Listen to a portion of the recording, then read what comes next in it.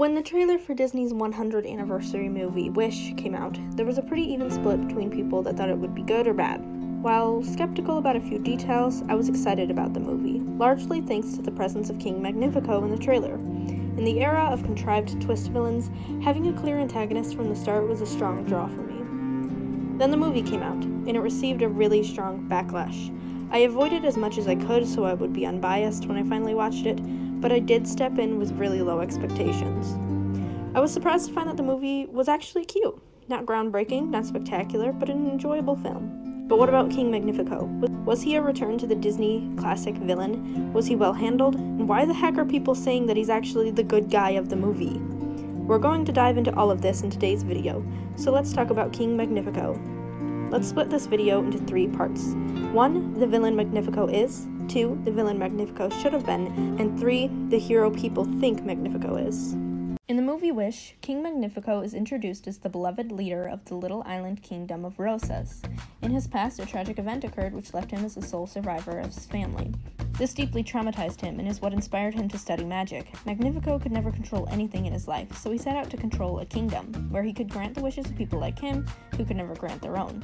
The trouble is, Magnifico is deeply paranoid. He sees danger from every corner, including from innocent wishes. The place he grew up in was destroyed, so he sees an innocent wish about inspiring the next generation as a threat towards his place of control. In the first half of the movie, everything Magnifico does is driven by fear. Fear is his core motivation. And for a king ruled by fear, his wishes are the perfect con. Magnifico sees his people as dangerous, as capable of overthrowing him at any moment. So how do you keep them complacent? How do you ensure your control? You take away that desire. You take away the strongest, most passionate part of a person, the part of them that wants to strive for something more. And suddenly, you have a kingdom of people who are satisfied with what they're given, what they're told, never reaching for something more. King Magnifico tells his people that they will forget their wish in exchange for it being eventually granted, but most wishes he doesn't intend to ever grant. And you know what? That would be fine. Since Magnifico is the one who offers granting wishes, he has the right to refuse any wish he sees fit, no matter how paranoid his reasoning. That is, he would have the right if it didn't cost their memories. Imagine that the wishes are art commissions. If Magnifico was doing free art commissions, granting free wishes, he would have the right to not do any specific commissions. But he is equivalently taking the money for an entire kingdom's wishes, money being equivalent to the memory cost of a wish, with no promise of ever actually doing the commission/granting the wishes. Which is not okay. That's a scam.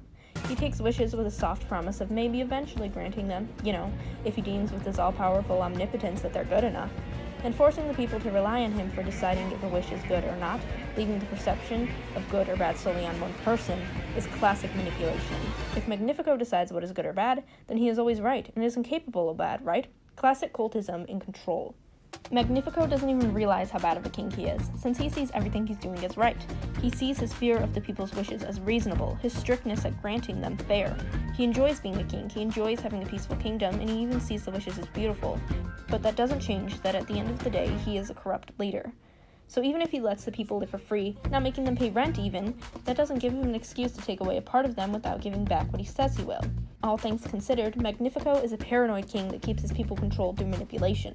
He's also a very arrogant dude who enjoys complimenting himself and receiving praise. He likes being perceived as the hero of Rosas, when really he's a con artist who can't let go of the paranoia of his childhood. All in all, he seems like a pretty good villain so far, right? The core motivation being fear makes him interesting and unique.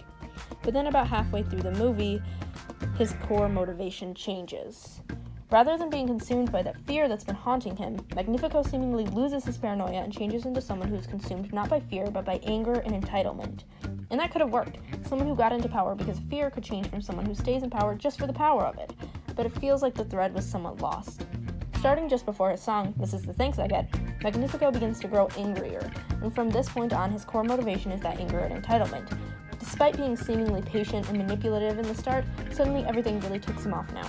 He sings about, in his song, how since he gives so much, like clothes and homes for the families that live in his kingdom, that he should be thanked and trusted no matter what. He has this expectation that in return for good leadership, should be blind faith. Anyway, then he takes his dark magic book that he's been keeping for completely reasonable reasons, and lets that anger and lust for power consume him. Despite before thinking that wishes were beautiful, he now destroys them. From this point on, he's a pretty typical villain.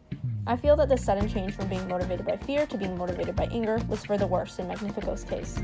There's no particular reason for the change and really just felt like we were losing some of the layers that he had in the first half of the movie. So let's talk about how I think Magnifico should have been done. Rather than changing Magnifico's core motivation from fear to anger, I don't even think the writers were conscious that they did that, I would keep it fear throughout the whole movie. Rather than seeing him grow angry, Magnifico would grow more paranoid. His fear grows as he begins to lose control over his kingdom. Ever since the magic glow, he becomes obsessed with finding the traitor, with keeping its control over everything, which makes him more desperate than anything. And that desperation and fear is what drives him to using dark magic, not frustration because the people had too many questions for once. This would essentially be the same. The main thing that would change would be the villain song, This Is the Things I Get. Rather than being an angry ballad about wanting more than he's getting, it would be a song in which we see Magnifico finally crumble beneath the fear that has been chasing him since he was young. We could use this song to also allude a bit more to his past. Maybe not with a proper flashback, but with some visuals, like a village burning reflecting in his eyes or shadows passing by in the shape of his family running. That sort of thing. I think leaning into a king crumbles beneath his paranoia would have been better and more original than a power-hungry king eats power, and would have made Magnifico's arc more connected between the two halves of the movie. It would have made his choice to finally use dark magic feel much more realistic. If we portray it like it's something he's always wanted to do, and his fear has finally driven him into the corner. Like a cornered dog, he lashes out. And if we focused on his fear, him being consumed by dark magic would have felt even more poetic. He controls out of a fear of being controlled, a paranoia that drives him directly into dark magic and literally being controlled. Anyway, that's my take on that. The movie would still be pretty much the same, but Magnifico would have a different motivation and a different villain song. Now, onto the last part of the video. Did you know people are actually defending Magnifico? Let's break down their reasons for doing so. People say Magnifico is right for not granting every wish, and Aja wants to grant every wish. If this were the case, of course Aja would be wrong. Some people are bad and have bad wishes, so not everyone should get what they want. But Aja isn't arguing for everyone's wishes to be granted. Whoever started that perception seriously missed the point of the movie. Aja asks for a grandfather's wish to be granted, and Magnifico says no. The wish is to inspire the next generation, but Magnifico says this is too vague, and he may end up inspiring the next generation into causing revolution and chaos. This is, of course, a stupidly paranoid reason not to grant her grandfather's wish. We've already established that Magnifico is afraid of everything he can't control. So while what Aja's grandfather really wants is to make the next generation a little happier, a little more excited to live their lives, Magnifico sees the evil in a pure wish. And people actually defend him for this, saying that Aja's grandfather's wish genuinely was too vague. No, it wasn't. He didn't even need to use magic for that one. I mean, just give my man a banjo. And the grandfather's wish is just one example. Aja is horrified to find out that Magnifico doesn't intend to grant most of the wishes that the people give up.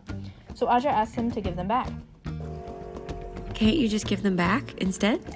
Excuse me? The wishes you're not going to grant, you could just give them back.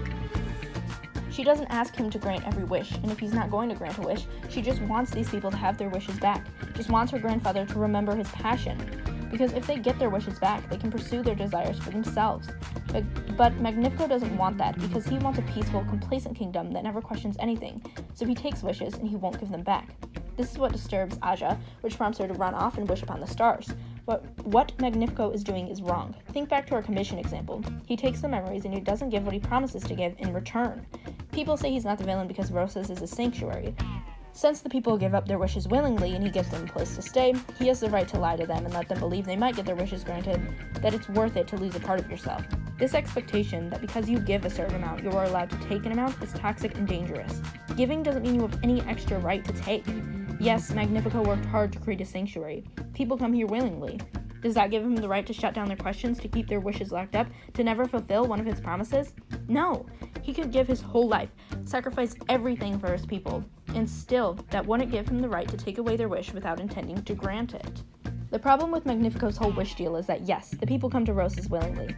Yes, they know they will forget their wish when they give it up, but they have no idea how strict Magnifico's allowance for what wishes get granted are. They have no idea how deeply paranoid he is, that he can see a revolution in an image of an old man playing a song. They have no idea that of the wishes that have been given up, he's already decided he won't grant them, that he will never give them back. People's wishes matter because that is what drives them. It's an important part of who they are, and if Magnifico doesn't grant them, they deserve the free will to try to pursue them themselves. Taking their wish doesn't just take their free will to do what they want to do. It takes away who they are as a person. It takes away their passion for life. Just look at Simon. Like Magnifico said, people come to Rosas because they know they can never achieve their wishes themselves, essentially a place for people who have given up. Magnifico offers them hope he will not actually follow through, and they shouldn't have their wishes taken prisoner. They should have the free will to try to achieve their dreams themselves, to not give up, like the grandfather says when he gets the memory of his wish back.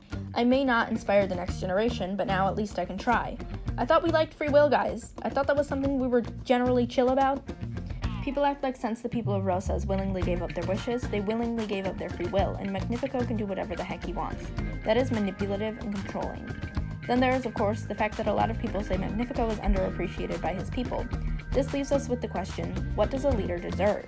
The question of what is deserved is a big theme of the movie. Magnifico feels entitled to blind faith since he's offered a peaceful place to live. He says himself, I decide what everyone deserves. I decide what everyone deserves.